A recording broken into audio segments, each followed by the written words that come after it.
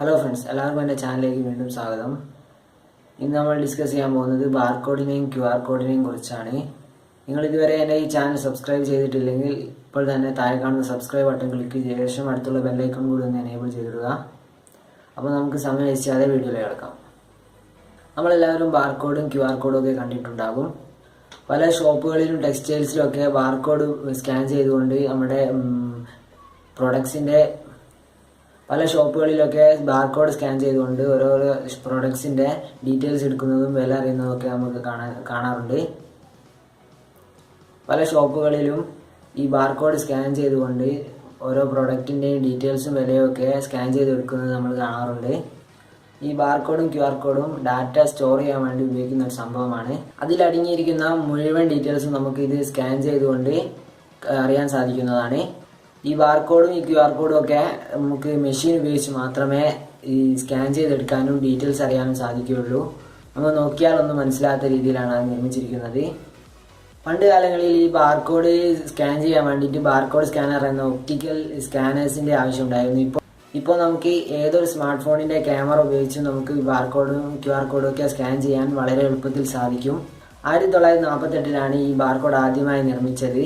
Barnard Norman, Joseph Woodland എന്നീ 2 പേർക്കാണ് ഈ ബാർകോഡിൻ്റെ പാറ്റന്റ് ലഭിച്ചിരിക്കുന്നത്. ഇവർ 2 പേരും ചേർന്നാണ് ഈ ബാർകോഡ് വികസിപ്പിച്ചെടുത്തത്. സൂപ്പർ മാർക്കറ്റുകളിൽ ഈ ചെക്കൗട്ട് സിസ്റ്റം എളുപ്പത്തിലാക്കാൻ വേണ്ടിയാണ് ഈ ബാർകോഡ് നിർമ്മിച്ചിരിക്കുന്നത്.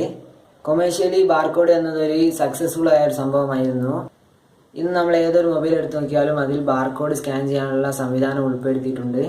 ആൻഡ്രോയിഡ് ആണെങ്കിൽ ഗൂഗിളിൻ്റെ തന്നെ ഗൂഗിൾ എന്നൊരു ആപ്ലിക്കേഷൻ ഈ ബാർകോഡ് സ്കാൻ ചെയ്യാൻ വേണ്ടി ഉപയോഗിക്കാം. യൂണിവേഴ്സൽ പ്രൊഡക്റ്റ് കോഡ്, അതായത് UPC എന്നും ബാർകോഡിനെ വിശേഷിപ്പിക്കാറുണ്ട്. അതായത് യൂണിവേഴ്സൽ ആയിട്ട് പ്രൊഡക്ട്സിനെ കോഡ് ചെയ്യാൻ ഉപയോഗിക്കുന്ന ഒരു സംവിധാനമായതുകൊണ്ടാണ് ഇതിനെ UPC എന്ന് വിളിക്കുന്നത്. ഇനി നമുക്ക് ഈ QR കോഡ് എന്താണെന്ന് നോക്കാം. ക്വിക്ക് റെസ്പോൺസ് കോഡ് എന്നാണ് ഇതിൻ്റെ ഫുൾ ഫോം.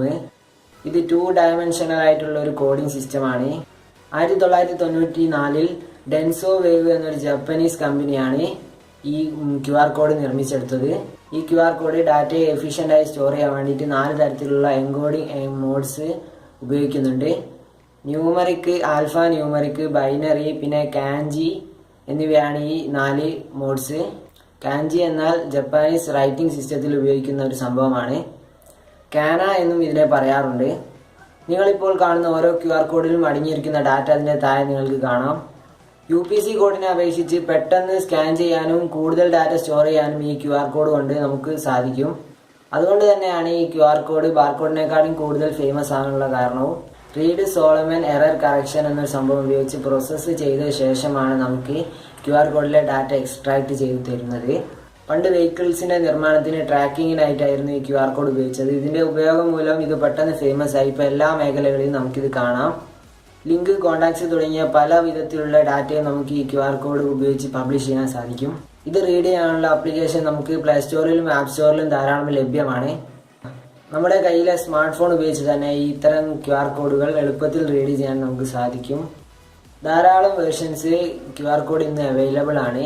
ഓരോന്നിലും സ്റ്റോർ ചെയ്യാൻ പറ്റുന്ന ഡാറ്റ വേർഷൻസ് മാറുന്നതിനനുസരിച്ച് മാറിക്കൊണ്ടിരിക്കും. ഇതിൻ്റെ എറർ കറക്ഷന് 4 ലെവലുകളുണ്ട്. അതിൻ്റെ ഡീറ്റെയിൽസും പിന്നെ ഈ സ്റ്റോറേജിൻ്റെ ഡീറ്റെയിൽസും ഒന്നും ഞാൻ ഈ വീഡിയോ ഉൾപ്പെടുത്തുന്നില്ല.